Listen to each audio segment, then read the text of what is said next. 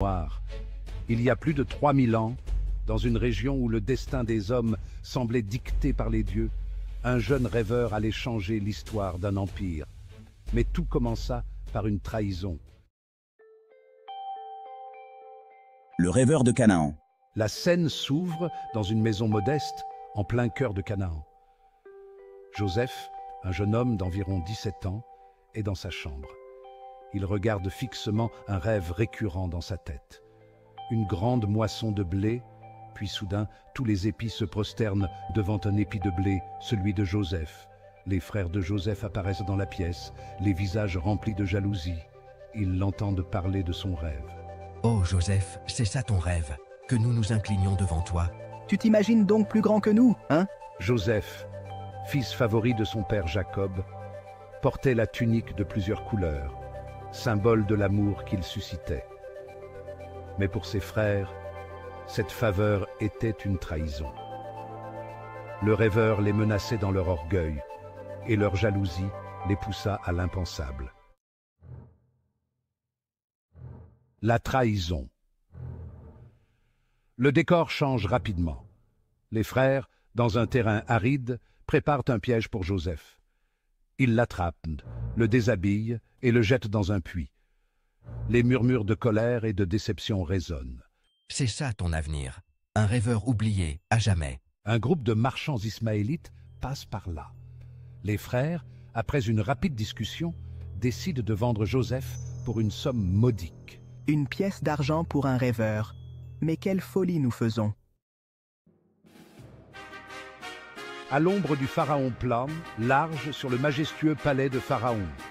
Joseph, à présent en Égypte, est acheté par un homme de grande stature, Potiphar, un officier du pharaon.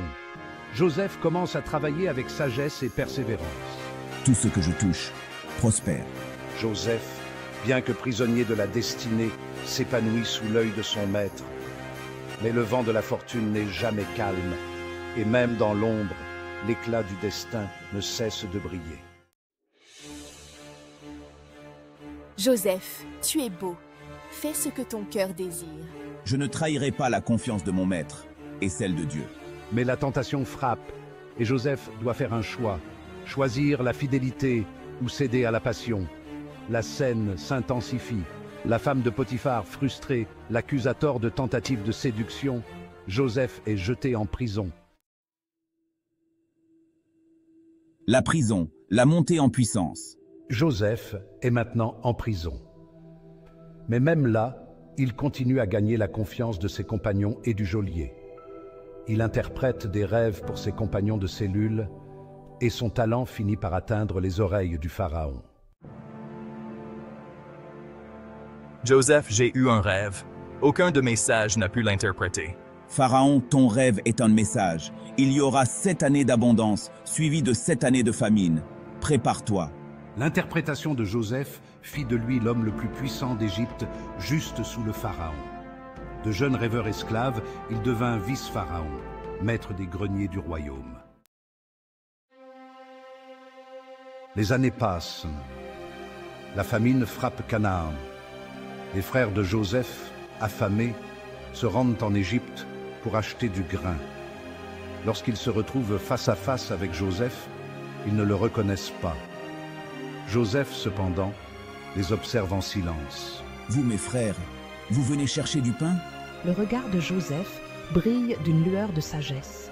Il hésite un instant, puis décide de révéler son identité. C'est moi, Joseph, celui que vous avez vendu. De la trahison à la réconciliation, du rejet à la gloire, Joseph comprit que tout avait un but. Il avait été envoyé là où il devait être pour sauver sa famille et une nation. La scène revient à Joseph, vieux et sage, se tenant devant une grande statue du pharaon, un regard calme et résigné. Joseph n'a pas seulement interprété des rêves. Il a compris que la vie, avec ses épreuves et ses joies, est une série de rêves qui nous façonnent. Et parfois, nos plus grandes gloires naissent des plus profondes trahisons. Joseph, seul, mais fier, regardant l'horizon. Texte à l'écran. Rien n'est impossible pour celui qui croit. Chaque épreuve, chaque défi est une étape vers ton destin.